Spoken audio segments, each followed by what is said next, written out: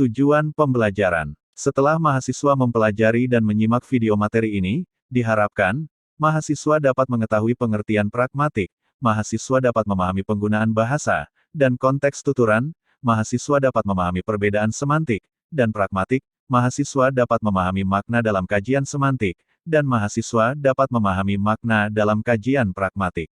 Pragmatik adalah cabang ilmu linguistik yang mempelajari makna dalam konteks penggunaannya. Ilmu ini mempelajari bagaimana penyampaian makna tidak hanya bergantung pada pengetahuan linguistik dari pembicara dan pendengar, tapi juga dari konteks penuturan, pengetahuan tentang status para pihak yang terlibat dalam pembicaraan, maksud tersirat dari pembicara. Makna dalam kajian pragmatik merupakan suatu hubungan yang melibatkan tiga sisi, atau triadic relation, atau hubungan tiga arah, yaitu bentuk, makna, dan konteks. Makna dalam pragmatik diberi definisi dalam hubungannya dengan penutur, atau pemakai bahasa. Hubungan antara bentuk dan makna dalam pragmatik juga dikaji oleh Yule, 2006. Ia mendefinisikan pragmatik sebagai studi tentang hubungan antara bentuk-bentuk linguistik dan manusia si pemakai bahasa bentuk-bentuk itu. Definisi ini dipertentangkan dengan definisi semantik, yaitu sebagai studi tentang hubungan antara bentuk-bentuk linguistik dengan entitas di dunia, bagaimana hubungan kata dengan sesuatu secara harfiah. Lebih lanjut Yule menegaskan bahwa, analisis semantik berusaha membangun hubungan antara deskripsi verbal, dan pertanyaan-pertanyaan hubungan di dunia secara akurat atau tidak, tanpa menghiraukan siapa yang menghasilkan deskripsi tersebut. Para pakar pragmatik mendefinisikan istilah ini secara berbeda-beda. Yule menyebutkan 4 definisi pragmatik, yaitu 1. Bidang yang mengkaji makna pembicara, 2. Bidang yang mengkaji makna menurut konteksnya, 3. Bidang yang melebihi kajian tentang makna yang diujarkan, mengkaji makna yang dikomunikasikan atau terkomunikasikan oleh pembicara, dan 4. Bidang yang mengkaji bentuk ekspresi menurut jarak sosial yang membatasi partisipan yang terlibat dalam percakapan tertentu. Berikut beberapa pengertian pragmatik menurut Levinson, 1985. 1. Ilmu tentang penggunaan bahasa. 2. Ilmu tentang perspektif fungsi bahasa yang menjelaskan aspek struktur linguistik dan non-linguistik. 3. Ilmu tentang hubungan antara bahasa dan konteks yang bersifat gramatikal atau kode dalam struktur bahasa. 4. Ilmu tentang semua aspek makna yang tidak dikaji dalam teori semantik. 5. Ilmu yang mengaji hubungan antara bahasa dan konteks sebagai dasar dalam memahami bahasa. 6. Ilmu tentang penggunaan bahasa yang mengaji kalimat beserta konteksnya. 7. Ilmu tentang deiksis, implikatur, presuposisi, tindak tutur, dan analisis wacana. Ada beberapa hal penting yang perlu dicermati dari pengertian pragmatik di atas, yaitu penggunaan bahasa dan konteks tuturan. Penggunaan bahasa di sini menyangkut fungsi bahasa atau language functions. Bahasa bukan hanya sistem simbol yang diatur dalam kaidah tertentu, melainkan memerankan fungsinya sebagai alat komunikasi. Untuk itu, dalam kajian pragmatik, makna kata, frase, dan kalimat tidak dimaknai secara harafiah, melainkan dipahami maksud dalam kata, frase, dan kalimat tersebut. Untuk memahami maksud tuturan, perlu dipahami konsep konteks. Konsep konteks diungkap pertama oleh Himes dengan akronim Speaking, Caer dan Agustina, 2010. Konsep speaking merupakan wujud konkret dalam analisis konteks. Konteks dalam konsep speaking meliputi waktu dan tempat, pihak yang terlibat tuturan, maksud dan tujuan tuturan, cara atau nada bertutur, alat atau media yang digunakan dalam tuturan, aturan dan norma tuturan dan jenis kalimat atau wacana yang digunakan. Konsep Himes ini menunjukkan bahwa semua yang ada dalam peristiwa tutur merupakan konteks tuturan. Setting and scene. Setting di sini berkenaan dengan waktu dan tempat tuturan berlangsung, sedangkan scene mengacu pada situasi tempat dan waktu, atau situasi psikologis pembicaraan. Waktu, tempat, situasi yang berbeda menyebabkan ragam dan variasi bahasa yang digunakan akan berbeda. Pembicaraan di lapangan berbeda dengan di kelas dalam kegiatan belajar mengajar, juga berbeda dengan ruang perpustakaan dan lain sebagainya. Partisipan adalah pihak-pihak yang terlibat dalam pertuturan, bisa hanya pembicara dan pendengar, penyapa dan pesapa, pengirim dan penerima. Dua orang yang bercakap-cakap dapat berganti peran sebagai pembicara dan pendengar, tetapi pada khutbah di masjid, khatib tetap sebagai pembicara dan jamaah sebagai pendengar, keduanya tidak dapat bertukar peran. Status sosial partisipan sangat menentukan ragam bahasa yang digunakan. Misalnya, ragam bahasa dengan anak berbeda dengan orang tua, guru berbeda dengan teman sebaya, dan lain sebagainya. Ens merujuk pada maksud dan tujuan tuturan. Peristiwa tutur yang terjadi di pengadilan bermaksud menyelesaikan suatu problem hukum atau perkara. Namun, para partisipan di dalam peristiwa tutur itu memiliki maksud dan tujuan berbeda. Begitu juga dengan peristiwa tutur yang terjadi di kelas pada saat kegiatan belajar mengajar berlangsung, guru memiliki tujuan menerangkan materi, tetapi salah satu murid mungkin memiliki tujuan yang berbeda dengan murid lainnya. Ia mendengar seolah memperhatikan guru, namun, ia datang dan mengikuti pelajaran dengan tujuan ingin melihat dan bertemu guru yang cantik itu. Aksequences mengacu pada isi dan bentuk ujaran. Bentuk ujaran ini berkenaan dengan kata-kata yang digunakan, bagaimana penggunaannya, dan hubungan antara apa yang dikatakan dengan topik pembicaraan. Bentuk ujaran dalam kuliah umum, percakapan santai, dalam pesta akan berbeda, begitu juga dengan topik pembicaraan. Ki mengacu cara atau nada tuturan. Ki juga bisa merujuk pada semangat yang ada dalam diri penutur dalam peristiwa tutur. Semangat ini akan memengaruhi ragam bahasa yang digunakan oleh penutur, seperti ragam bahasa santai, akrab, hormat, sombong dan lain sebagainya. Instrumentalitis mengacu pada jalur bahasa yang digunakan seperti jalur lisan, tulis, telegraf, telepon. Instrumentalitis ini juga mengacu pada kode ujaran yang digunakan seperti bahasa, dialek, idiolek. Norm of Interaction and Interpretation mengacu pada norma atau aturan interaksi. Misalnya hubungannya dengan cara interupsi, bertanya dan sebagainya. Juga mengacu pada norma penafsiran terhadap ujaran lawan bicaranya. Pemahaman tentang norma ini akan relatif sama pada komunitas yang sama, misalnya orang Jawa memiliki pemahaman norma yang relatif sama. Lebih spesifik lagi, komunitas orang Jawa yang berpendidikan dalam suatu lingkungan tertentu pun memiliki pemahaman norma yang relatif sama. Genre mengacu pada jenis bentuk penyampaian. Misalnya bentuk penyampaian dengan narasi berbeda dengan puisi, doa, pepatah dan lain sebagainya. Genre akan memengaruhi interpretasi terhadap tuturan. Tuturan jenis puisi akan berbeda dengan tuturan kalimat biasa, begitu seterusnya. Konteks speaking tersebut merupakan dasar dalam memahami makna dalam sebuah kalimat atau kalimat lazimnya disebut tuturan. Konteks tersebut akan menjadi dasar atau pembeda dalam mengaji semantik. Leach merumuskan perbedaan semantik dan pragmatik dengan dua pernyataan yaitu 1. What does X mean? Dan 2. What do you mean by X? Leach, 2003. Semantik adalah kalimat yang pertama sedangkan pragmatik adalah kalimat yang kedua. Hal ini menjelaskan bahwa pragmatik berhubungan dengan penutur dan makna, sedangkan semantik hanya sebagai properti ucapan di dalam bahasa, terlepas dari situasi penutur atau pendengarnya. Berdasarkan pernyataan Leach tersebut, makna ada perbedaan antara makna dalam kajian semantik dan pragmatik. Makna dalam kajian semantik adalah makna linguistik, linguistics meaning atau semantic sense. Makna dalam kajian pragmatik adalah maksud penutur atau speaker's meaning atau speaker sense. Verhaar, 1981. Untuk memahami perbedaan kajian makna pada semantik dan pragmatik, berikut penjelasan keduanya disertai contoh. 1. Pragmatik mengaji makna di luar jangkauan semantik. Contoh, 1. Di sebuah ruang kelas, Dewi duduk di deretan kursi belakang. Lalu, ia berkata kepada gurunya, "Pak, maaf saya mau ke belakang." Kata yang dicetak miring itu, belakang, secara semantik berarti lawan dari depan, berarti kalau dikaji secara semantik, Dewi hendak ke belakang. Akan tetapi, kalau kita lihat konteksnya, Dewi sudah duduk di deretan paling belakang. Tentu saja tidak mungkin makna, belakang, yang diartikan secara semantik yang dimaksud Dewi. Jika kita kaji dengan menggunakan pragmatik, di mana dalam pragmatik ini dilibatkan yang namanya konteks. Konteksnya apa? Konteksnya yaitu keadaan Dewi yang sudah duduk di belakang, sehingga tidak mungkin ia minta izin untuk ke belakang lagi atau kita gunakan logika. Biasanya, orang minta izin ke belakang untuk keperluan sesuatu, seperti pergi ke toilet atau tempat lainnya. Jadi, makna kata "belakang" dalam kalimat di atas tidak dapat dijelaskan secara semantik, hanya bisa dijelaskan secara pragmatik. Maka dari itulah dinyatakan bahwa kajian makna pragmatik berada di luar jangkauan semantik. Dari contoh ini, pragmatik mempelajari maksud penggunaan kata, bukan makna harfiah pada kata. 2. Sifat kajian dalam semantik adalah dyadic relation atau hubungan dua arah, hanya melibatkan bentuk dan makna. Sifat kajian dalam pragmatik adalah triadic relation atau hubungan tiga arah, yaitu melibatkan bentuk, makna, dan konteks. Contoh pada kata belakang pada contoh 1, secara semantis memiliki hubungan antara simbol belakang dengan makna belakang yaitu arah atau bagian yang menjadi lawan muka atau depan.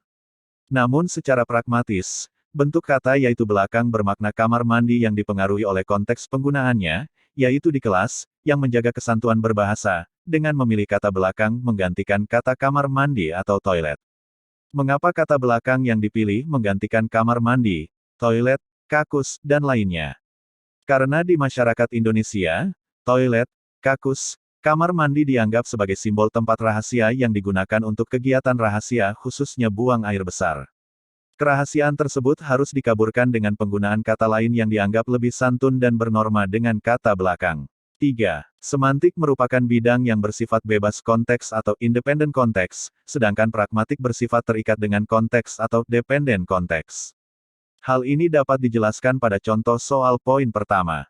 Pada contoh tersebut, ketika makna kata belakang dikaji secara semantik, ia tidak memperhatikan konteksnya bagaimana atau independen konteks, ia hanya dikaji berdasarkan makna yang terdapat dalam kalimat.